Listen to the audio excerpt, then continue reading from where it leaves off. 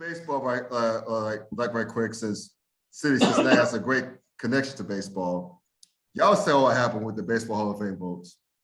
Yeah, look, I don't have a problem with David Ortiz himself getting in. I think it's well deserved. He has the stats to prove it. I'm not going to take the time to read him because it's lengthy.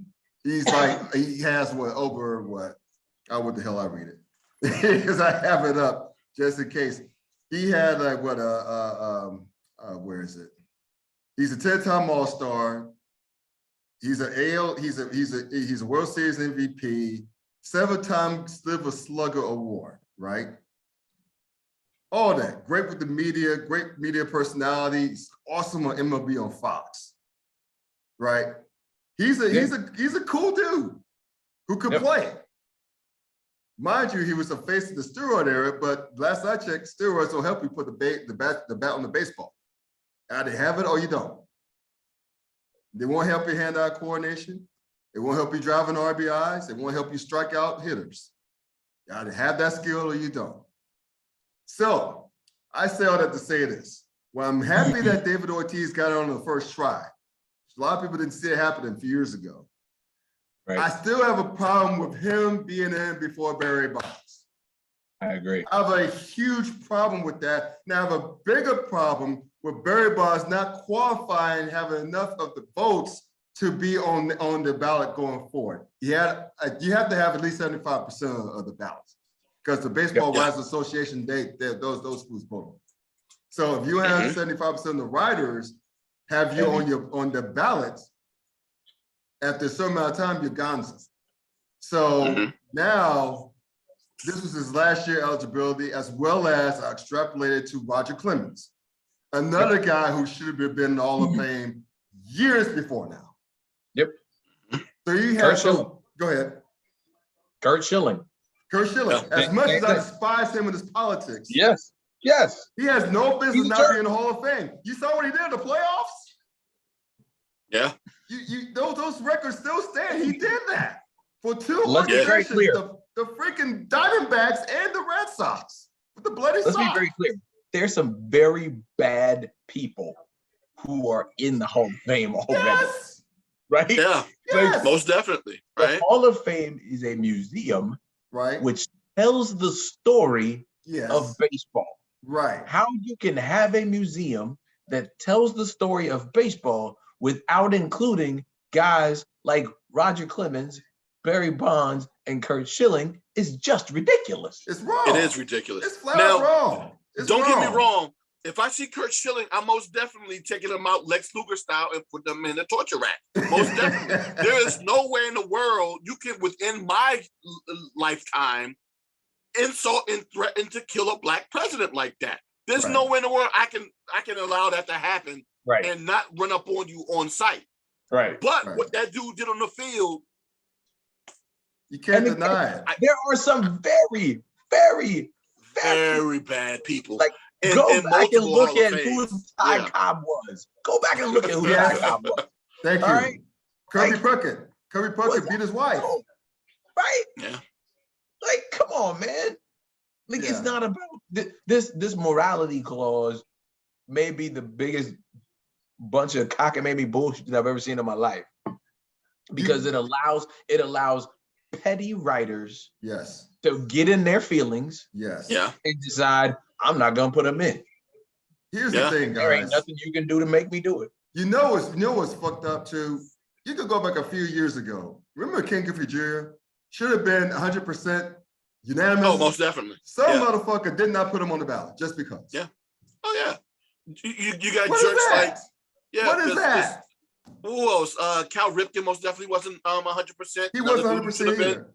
Yeah, I think Mariano Rivera was. They got it right with Mariano Rivera. Yeah, he was one of the few that ever were. And there's multiple guys that should have been 100%. Yes, dude. Yes. When just because you want to say I want to be the one to make sure that he doesn't get in at 100%. You're a jerk. I mean, what the fuck? I mean, it's like pledging all over again. You know, you gotta have them going. You just said no one can go in at 100%. Who the hell thought that it's a good idea to not have Cambridge Virginia appear unanimous on every ballot? Who thought of that? Right. Who came up with that idea?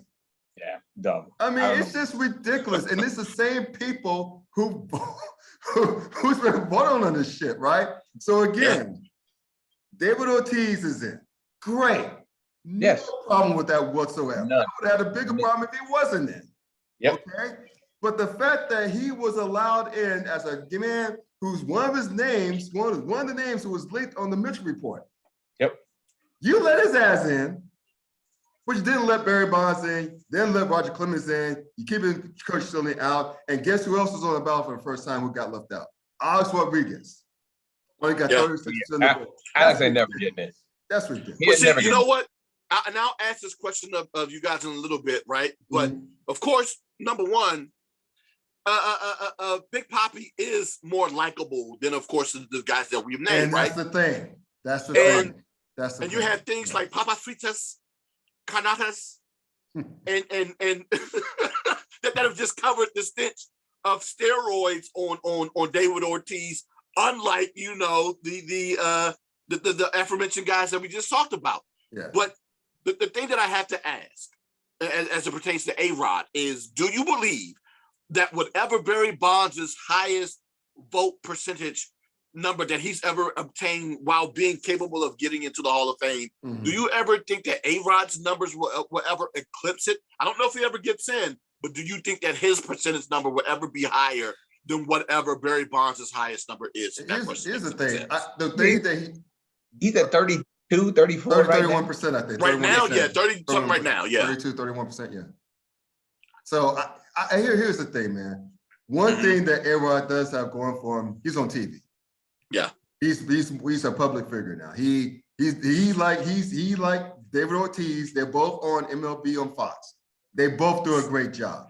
Actually, hearing Rodriguez call a game, he's like a clinic. He does a great job. So props to him about that.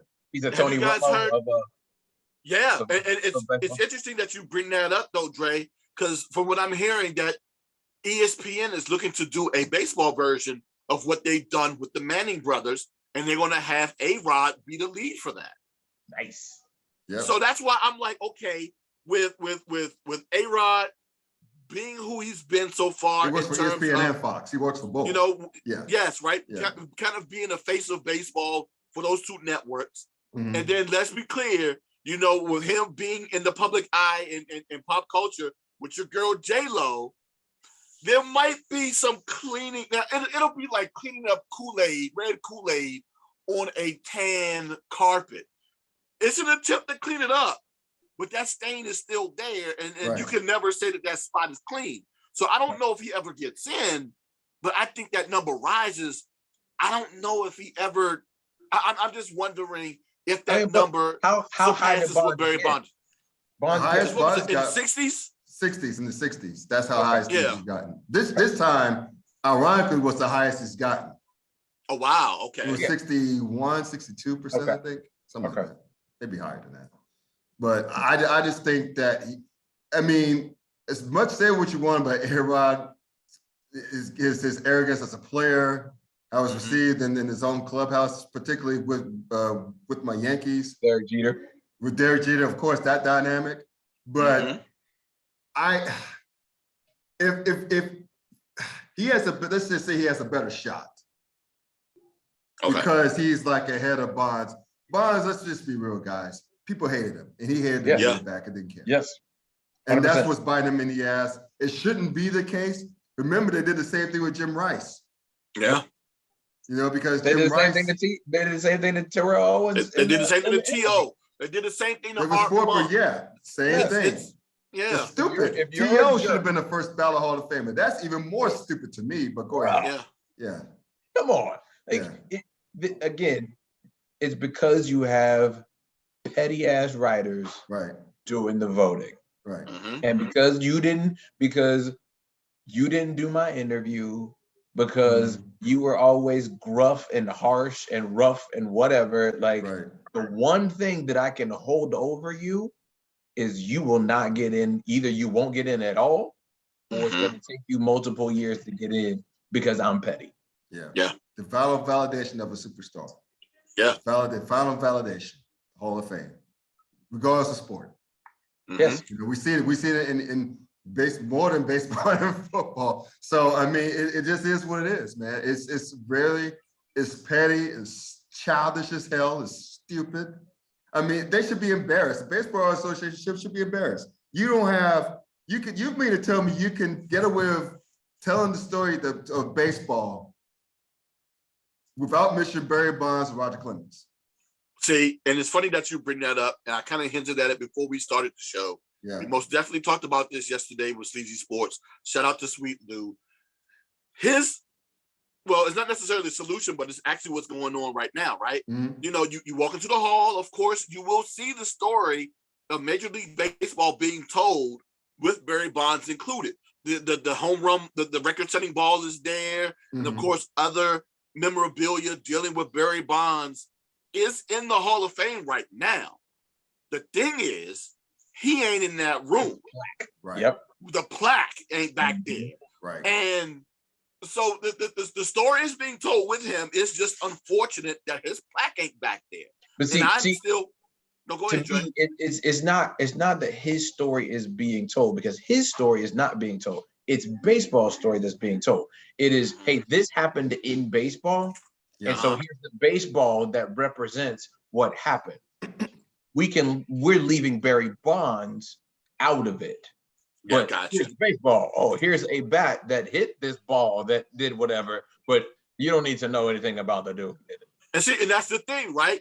For generations to come after, if they can continue to keep little kids and interested in this sport, because we already see where the dynamic of that is going, or has been going for some time right now. Right. A little child's going to be smart enough to come into the Hall of Fame and be like, hey, this guy is here, here, here, and here.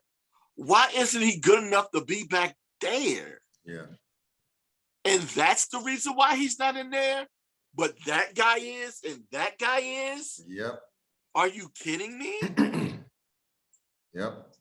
So I always conclude whenever we get to this time of the year, I think, Andre, this is your first time doing this Baseball Hall of Fame thing, this announcement. They enshrine them obviously every, July, some shit like that, in Cooperstown, which is still high on my sports bucket list. But I will say it now, just like I was saying during the enshrinement ceremony.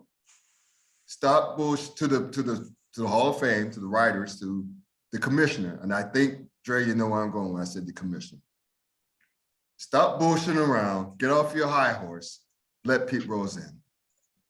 That too. Let Pete Rose in. It's a goddamn shame. Do you think it's a shame that Barry Bonds is now in the Hall of Fame before David Ortiz? It's a goddamn shame that the hit king is now in the Hall of Fame. Again, to me, it goes back to telling the story. Yeah. It's a museum. Mm-hmm.